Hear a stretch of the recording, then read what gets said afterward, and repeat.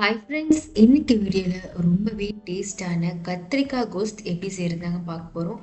நல்லா சுட சுட இட்லியில் இந்த கத்திரிக்காய் கோஸ்ட் வச்சு சாப்பிடும்போது 2 இட்லி சாப்பிட்ற இடத்துல 6 இட்லி சாப்பிடுவாங்க. அந்த அளவுக்கு டேஸ்ட் அட்டகாசமாக இருக்குங்க. ஸோ இந்த வீடியோவில் கத்திரிக்காய் கோஸ்ட் எப்படி செய்கிறதுன்னு பார்த்துடலாம். ஃபர்ஸ்ட் ஒரு கடாய் எடுத்துக்கோங்க. அதில் 1 டேபிள் ஸ்பூன் நல்லெண்ணெய் சேர்த்துக்கோங்க. 4 டேபிள் ஸ்பூன் கடலைப்பருப்பு சேர்த்து 10 வரமிளகாய் சேர்த்துக்கோங்க. சேர்த்துட்டு நல்லா பொன்னிறமாக வர்றது வரைக்கும் நல்லா வறுத்து எடுத்துக்கோங்க. பாருங்க, இந்த அளவுக்கு நல்லா வறுபட்ட உடனே நான் கொத்தமல்லி முன்னாடியே வறுத்து வச்சுருந்தேன். அதனால கடைசியாக ஸ்டவ் ஆஃப் பண்ணிவிட்டு சேர்த்துக்கிறேன். ஒருவேளை நீங்கள் கொத்தமல்லி வறுக்கலை அப்படின்னா கடலைப்பருப்பு மிளகா சேர்க்கும் போதே சேர்த்துக்கோங்க. 1 டேபிள் ஸ்பூன் மிளகா கடலைப்பருப்பு நல்லா வறுபட்டதும் அடுத்து ஒரு கடாயில் 1 டேபிள் ஸ்பூன் நல்லெண்ணெய் சேர்த்துக்கோங்க. 1 கை சின்ன வெங்காயம் சேர்த்துக்கோங்க. சின்ன வெங்காயம் நல்லா வதங்கி வந்துடட்டும்.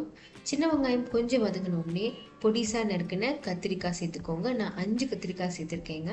ஸோ நல்லா இந்த மாதிரி துண்டு துண்டாக வெட்டிட்டு சேர்த்துக்கோங்க. சின்ன வெங்காயம் கத்திரிக்காயோட பச்சை வாசனை எல்லாம் போய் இந்த அளவுக்கு கலர் மாறி வந்தோடனே நீங்கள் ஸ்டவ் ஆஃப் பண்ணிடலாம். அடுத்து ஒரு கடாயில் கொஞ்சமாக நல்லெண்ணெய் சேர்த்துக்கோங்க. கடுகு சேர்த்துக்கோங்க. கடுகு நல்லா பொரிஞ்சதும் ஒரு 2 பச்சை மிளகாய் கீரி சேர்த்துக்கோங்க. சேர்த்துட்டு அதோடைய ஒரு கொத்து கருவேப்பிலை சேர்த்து நல்லா வதக்கி எடுத்துக்கோங்க. நான் முன்னாடியே எலுமிச்சை சைஸ் அளவுக்கு புளி ஊற வச்சுருந்தேன். அதை இப்போ கரைச்சி சேர்த்துக்கலாம். இப்போ இந்த புளி கரைசல் பார்த்தீங்கன்னா நல்லா கொதிச்சு திக்காக வரணும். இதோடைய பார்த்தீங்கன்னா கொஞ்சம் மஞ்சள் தூள் சேர்த்துக்கோங்க. அதோடைய தேவையான அளவு உப்பு சேர்த்துக்கோங்க.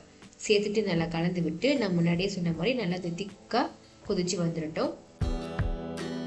புளிக்கரைசல் கொதிக்கிறதுக்கு இடையில நம்ம முன்னாடியே வறுத்து வச்சிருந்தோம் இல்லையா, கொத்தமல்லி, வரமிளகா, கடலைப்பருப்பு, அதை இந்த மாதிரி கொரகொரப்பா அரைச்சி எடுத்துக்கோங்க. அடுத்து நம்ம வதக்கி வச்சிருந்தோம் இல்லையா கத்திரிக்காய், வெங்காயம், அதையும் மிக்ஸி ஜாரில் சேர்த்து இந்த அளவுக்கு தண்ணி ஊற்றாம கொரகொரப்பா அரைச்சி எடுத்துக்கோங்க. புளிக்கரைசல் பார்த்தீங்கன்னா நல்லா கொதிச்சு திக்காயிடுச்சு. இந்த ஸ்டேஜில் நம்ம வதக்கி அரைச்ச கத்திரிக்காய், வெங்காயம் பேஸ்ட் இதில் சேர்த்துருங்க. சேர்த்துட்டு நல்லா கலந்து எடுத்துக்கோங்க. கத்திரிக்காய் கோஸ்ட்டு பார்த்தீங்கன்னா நான் இன்னைக்கு கொஞ்சம் கெட்டியாக வைக்க போகிறேன். ஸோ தண்ணி நான் கம்மியாக சேர்த்துக்கிறேன். உங்களுக்கு கொஞ்சம் தண்ணி மாதிரி வேணும்னு நினச்சிங்கன்னா தண்ணி நீங்கள் எக்ஸ்ட்ரா சேர்த்து கொதிக்க வச்சுக்கோங்க. கொஞ்சமாக தண்ணி சேர்த்துட்டு நல்லா கலந்து விட்டுக்கோங்க. அடுத்து நம்ம முன்னாடியே வறுத்து வச்சுருந்தோம் இல்லையா கொத்தமல்லி, கடலைப்பருப்பு, வரமிளகா, அதை பொடி பண்ணி வச்சுருந்தோம்ல, அந்த பொடி இப்போ நீங்கள் இந்த ஸ்டேஜில் தூவிக்கோங்க. நல்லா கட்டிகள் எதுவும் இல்லாத அளவுக்கு நல்லா கலந்து விட்டுக்கோங்க.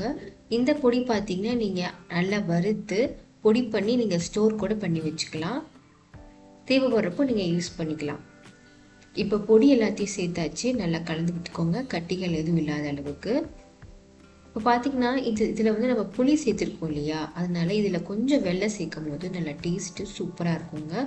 ஸோ நல்லா கலந்ததும் 2 துண்டு வெல்லம் சேர்த்து நல்லா கலந்து விட்டுக்கோங்க. வெள்ளை நல்லா கரைஞ்சி வந்துட்டோம். அந்த சூட்லேயே பார்த்தீங்கன்னா வெள்ளை நல்லா கரைஞ்சிருச்சு.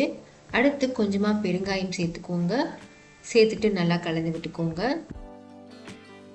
அதோட பார்த்தீங்கன்னா ஒரு கொத்து கருவேப்பிலையும் சேர்த்து நல்லா கலந்து விட்டுக்கோங்க. பெருங்காயம், கருவேப்பிலாம் கடைசியாக சேர்க்கும் போது நல்ல ஒரு மணமாக இருக்குங்க. ஸோ கலந்து விட்டு எடுத்தீங்கன்னா சூப்பரான கத்திரிக்காய் கோஸ்து ரெடி ஆயிருச்சுங்க. நான் முன்னாடியே சொன்ன மாதிரி 2 இட்லி சாப்பிட்ற இடத்துல 6 இட்லி சாப்பிடுவீங்க. அந்த அளவுக்கு டேஸ்ட் அட்டகாசமாக இருக்குங்க. ஸோ சூப்பர் டேஸ்டியான கத்திரிக்காய் கோஸ்து ரெடி ஆயிடுச்சு. சுட சுட இட்லியோட இந்த கத்திரிக்காய் கோஸ்து வச்சு சாப்பிடும் போது அட்டகாசமாக டேஸ்ட்டில் இருக்கும். கண்டிப்பாக நீங்கள் ட்ரை பண்ணி பாருங்கள். ட்ரை பண்ணிவிட்டு எப்படி இருந்துச்சுன்னு கமெண்ட்டில் சொல்லுங்கள். இந்த வீடியோ உங்களுக்கு கண்டிப்பாக யூஸ்ஃபுல்லாக இருந்திருக்கும்னு நினைக்கிறேன். மறக்காமல் என் சேனலுக்கு சப்ஸ்கிரைப் பண்ணிக்கோங்க. உங்கள் ஃப்ரெண்ட்ஸ் அண்ட் ஃபேமிலிக்கும் ஷேர் பண்ணிக்கோங்க.